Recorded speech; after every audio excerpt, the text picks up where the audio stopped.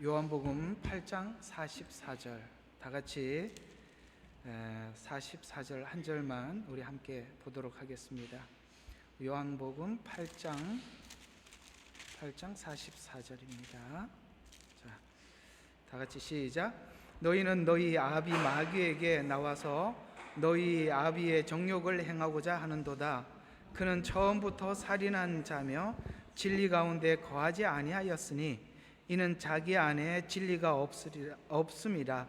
그가 거짓말을 할 때는 자신에게서 우러나와 한 것이니 이는 그가 거짓말쟁이요 또 거짓말의 아비이기 때문이라. 아멘.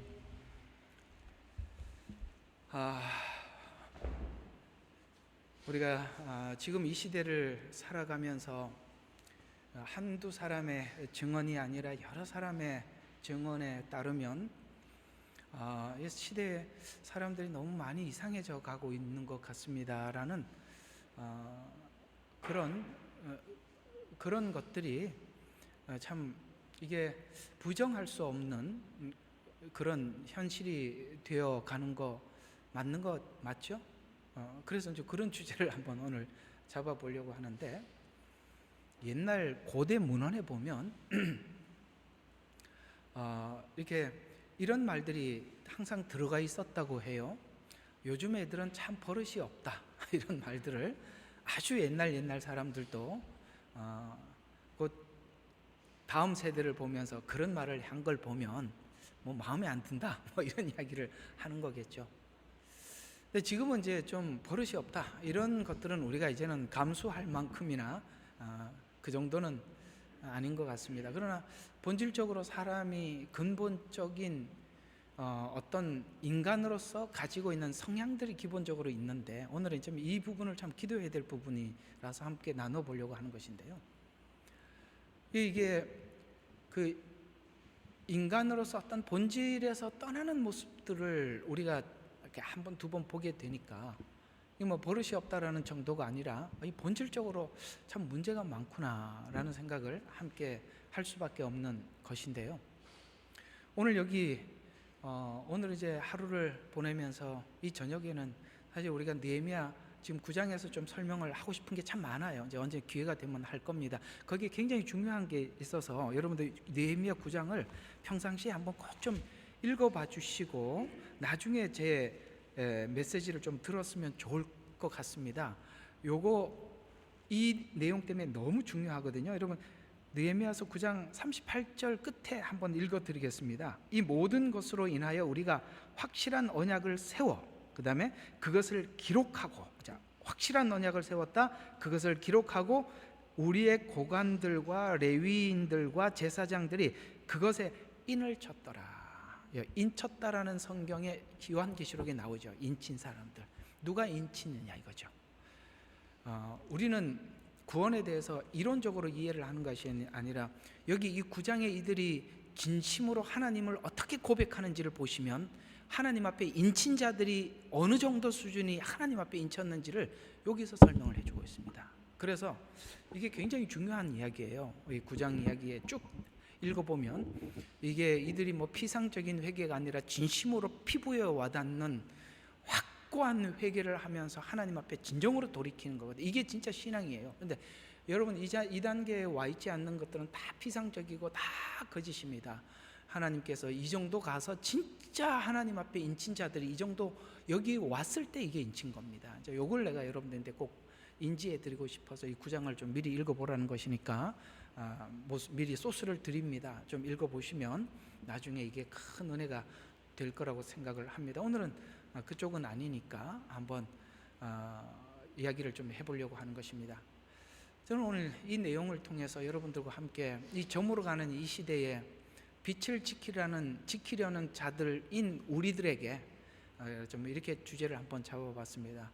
저물어 가는 시대에 빛을 지키려는 자들이여 라는 주제로 여러분들과 함께 은혜를 나눠보려고 하는 것입니다.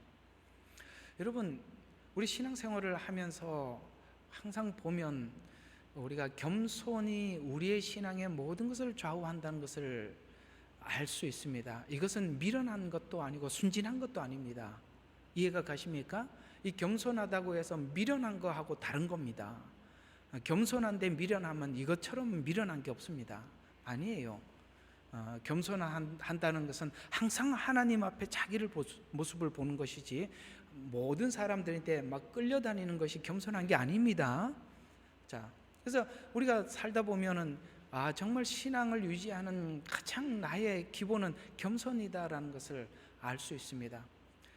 자신의 상태를 부인하지 않으면 우리 모든 영적인 문제들을 치료가 가능합니다.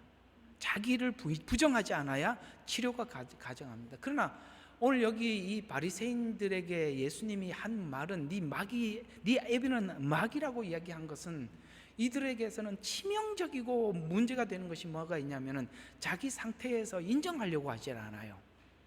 그러면 이것을 감추면 어떻게 되느냐면, 그것이 감추게 되었을 때 나타나는 증상이 뭐냐면 그것이 알려질까봐 전전긍긍하게 되고, 그것을 찝고 딱 지적을 하는 사람들에게 공격적이 되거나 혹은 사라져 버리는 것입니다.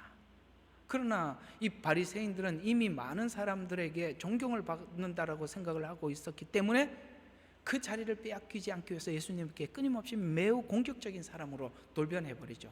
그러나 대부분 그렇지 않는 사람들은 그냥 사라져 버리고 말지만, 그러나 이 바리새인들은 매우 공격적인 사람으로 돌변하는 것을 볼 수가 있습니다. 우리는 그것을 영적으로 깊이 진단을 해보면 다른 문제가 아니라 교만이라는 것을 알 수가 있게 되는 것이죠. 그래서 우리는 성경을 보면 믿음의 행위는 결론적으로 끝에 보면은 겸손으로 나타난다는 사실을 우리가 알 수 있습니다.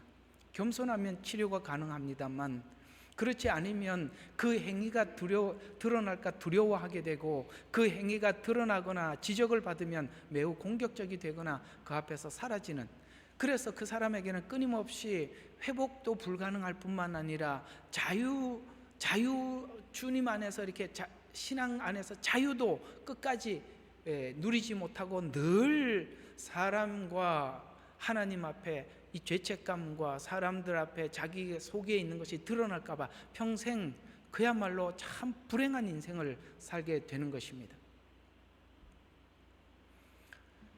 왜 그럴까요? 근본적으로 왜 그럴까요? 다른 게 아닙니다. 그는 하나님을 믿지 않기 때문에 그렇습니다. 말은 얼마든지 우리가 믿는다라고 말할 수 있습니다. 그리고 자기 믿음과 진심을 알아달라고 사람들에게 외칠 수 있습니다. 그러나 결론적으로 그 믿음은 겸손으로 나타날 수밖에 없고, 자기를 하나님 앞에 솔직하게 시인하는 것으로 나타나게 되고, 이런 것들이 사실 믿음의 열매들이거든요.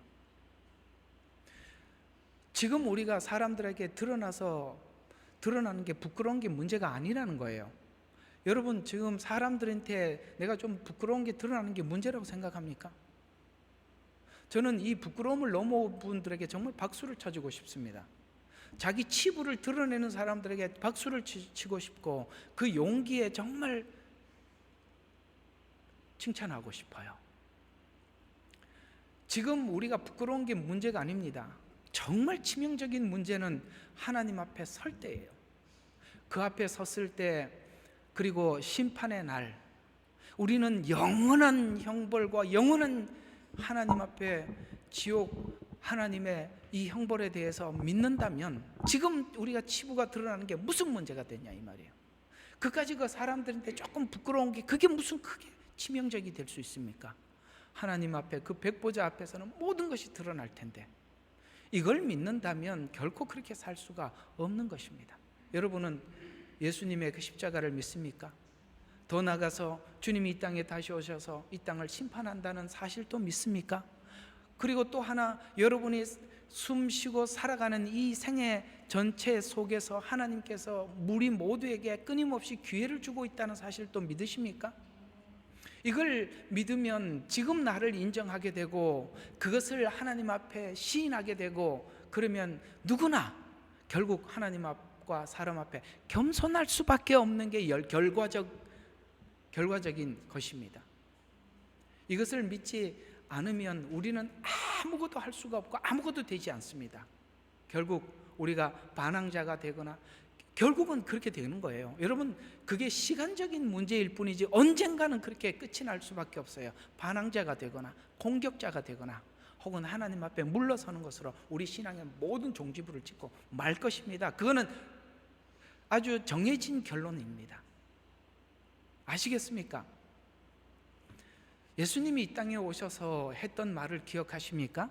마태복음 11장 16절과 17절에 보면 이 시대를 무엇에 비유할꼬? 나팔을 불어도 춤추지 않고 슬피 울어도 가슴을 치지 않는 시대라고 말씀하고 있습니다. 이건 지금 어떤 것이냐면, 요한은 정말 예수님의 오심을 준비하면서 외쳤던 사람이었습니다. 그런데 그 외침에 대해서 사람들은 뭐라고 이야기를 하냐? 귀신이 들렸다고 이야기를 하는 것입니다. 금욕주의, 광야에서 금식하면서 그 금식을 왜 했겠어요? 이 사람들을 하나님 앞에 올려드리기 위해서 자기 자신을 금식하고 정결케 하고 정말 이 메시지를 전하기 위한 준비 작업, 그 다음에 그들을 하나님 앞에 올려드리기 위해서 금식했던 것을 바라보면서 뭐라고 말을 하고 있습니까? 뜻밖의 말을 합니다. 귀신 들렸다. 주님은 이 땅에 오셔서 속죄의 제물로 오셨습니다. 그러나 예수님을 향해서는 뭐라고 외쳤죠? 그는 먹기를 탐하고 늘 먹으러 쫓아다닌다. 포도주를 즐기는 사람이다. 죄인의 친구다.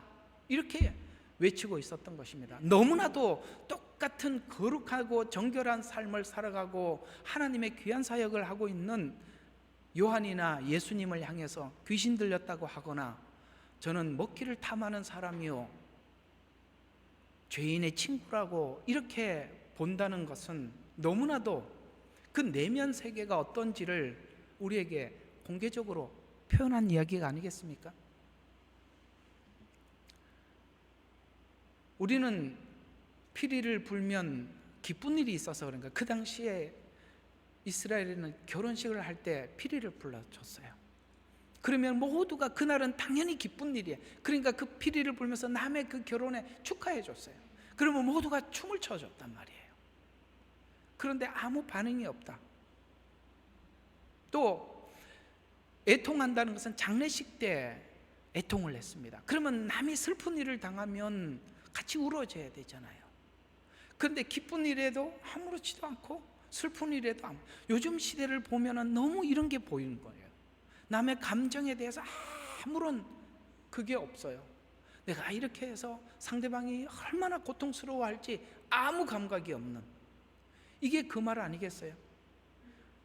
은혜의 피리를 불면 예수님이 오셔서 구원이 열렸다라고 외칠 때 우리에게는 춤을 춰야 할 일이요, 죄인이라고 하면은 애통하고 가슴을 치며 회개하러 나가야 되는데 아무 반응이 없다는 거예요.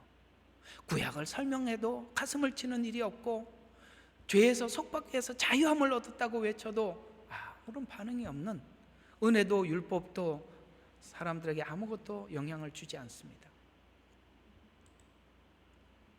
문제는 안 들리면 안 들리는 대로 가만히 있으면 좋은데 이걸 비틀고 있다는 겁니다. 요한에 대해서도, 침례 요한에 대해서 비틀고 있고 예수님에 대해서도 이상한 해석을 하고 있다는 것입니다. 오늘 제가 여러분들에게 말씀드리고 싶은 것은, 오늘 예수님께서 이렇게 행하는 자들을 향해서 뭐라고 말씀하셨죠? 네 아비는 마귀다. 이걸 우리가, 여러분, 이 귀신 들렸다라는 말들을 우리 사람이 사람에게 하는 것은 참 듣는 사람들에게 치명적인 건 압니다. 그런 얘기 한마디 들었다고 마음이 움직일 동요할 될 필요 없어요. 그러나 사실은 가장 명확한 진단이 그거예요. 누가 이 바리새인들 앞에 귀신 들렸고 네 아버지는 마귀라고 한 번도 선지자들이 말한 적이 없어요. 그러나 예수님은 극단의 조치를 취한 겁니다. 실제 네 뒷배경은 마귀다라고 이야기함으로써 그들에게 그 치명적인 것을 통해서 그 골말대로 골머버린, 아무도 해결할 수 없는 것을 예수님은 그 본진을 공격한 겁니다. 네 아비는 마귀라고. 문제는 이런 일들이 어느 날 이 바리새인이 이렇게 된 것이 아니라 서서히 스며들어서 이곳까지 왔다는 사실에 대해서 그들은 아무도 인지하지 못하는 것에 비극이 있다는 것입니다. 저는 이 시대를 바라보면서 참 많은 생각을 하게 됩니다. 왜냐하면 사람들이 자기도 모르게 사단의 습성을 하나둘 익히고 있다는 사실에 대해서 아무도 인지하지 못하고 있다는 것에 너무나도 비극적이고 치명적인 거예요.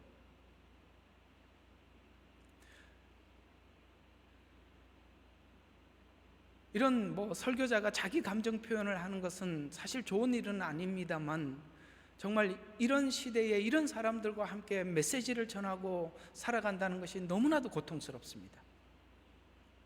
왜냐하면 이런 메시지 속에 사람들에게 하나님이 이러이러하시다고 죄인이라고 얘기를 하면 가슴을 친다면 그것처럼 아름다운 하나님의 모습이 어디 있겠습니까? 주님이 여러분들의 생명과 구원을 위해서 십자가를 지시고 피 흘려 여러분들에게 대속하셨습니다. 그 주님의 그 고통에 우리가 자유함을 얻었습니다 라고 외쳤을 때 여러분들이 하나님께 감사하고 감격한다면 메시지를 전하는 자로서 그보다 행복한 게 어디 있겠습니까만, 무엇을 말해도 이상하게 듣고 꽈서 설명을 하고 이상하게 한다면, 요한에게 했던 말, 예수님께 했던 말들을 우리가 반복해서 똑같이 하고 있다면, 예수님이 오셨을 때 그때 그 모습이나 지금이나 뭐가 다르냐? 너무나도 감각이 없다는 거예요. 여러분, 은혜는 지정의로 오는 거예요. 지적인 건 뭐냐? 메시지예요. 정은 뭐냐면은 그 메시지에 내가 느낌이 온다는 것은 내가 하나님 앞에 반응한다는 거예요. 정이에요. 아무리 지적으로 말씀을 전해도 감정이 아무 동요함이 없다? 누가 만들어 놓은 거예요 이거? 사단이 만든 작업이라는 거예요. 사단은 끊임없이 죄에서 죄를 하나둘 나도 모르게 습득하게 만들고 깊이 학습되어 있게 만들어서 아무런 완전히 감각을 무뎌지게 만들어 피리를 불어도 울어도 아무 반응이 없게 만들더라는 거예요. 사실은 오늘 제가 여러분들에게 기도 제목을 드리고 싶은 부분은 이 부분입니다. 우리가 지금 이 무리 속에, 이 배경 속에 우리 신앙을 지켜 살아가고 있어요. 여러분, 참 힘들고 고통스러운 시간들을 보내는 거 사실입니다. 우리 마음의 소원은 주님이 정말 지금이라도 오셨으면 좋겠어요. 그러나 아직도 하나님 앞에 아무 감각이 없는 영혼들을 향해서 기회를 주고 있기에 우리도 이 시간을 버텨야 되는데, 제가 오늘 여러분들에게 함께 기도 제목을 드리고 싶은 것은 이 시대의 이런 배경 속에서 여러분이 여러분 스스로를 지키기 위해서 몸부림을 쳐야 된다는 거예요.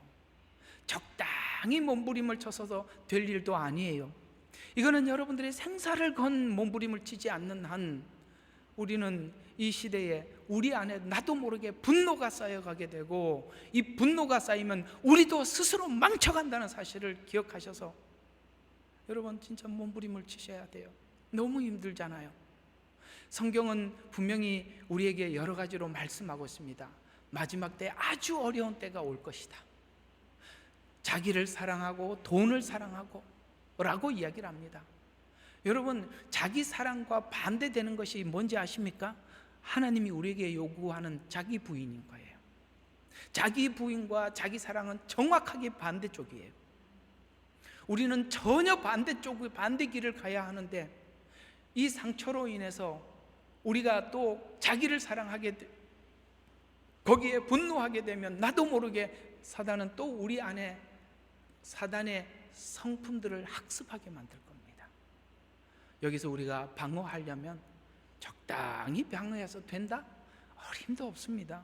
어림도 없어요. 복음이 강력해지면 하나님의 성품이 점점 우리 안에서 강력해지고, 복음이 약해지면 사단의 속성이 두드러지게 나타나는 것입니다. 사도행전에 보면 이런 말씀이 쑥 지나갑니다. 사도행전에는 보면은 하나님의 말씀이 세력을 얻더라, 혹은 하나님의 말씀이 흥왕하여 가더라, 혹은 은혜 안에 강하여지더라. 이러니까 이 복음이 힘을 얻는 거예요. 그러니까 여러분, 우리 안에도 복음이 어떻게 해야 돼요? 세력을 얻어야 돼요. 말씀이 흥왕해져 가야 돼요. 말씀 안 은혜 안에서 강해져 가야 되는 거예요. 그러지 않으면 이것만이 우리의 방패예요. 아무것도 우리의 방패가 될 게 없습니다. 왜 이 복음이 강해졌을까요?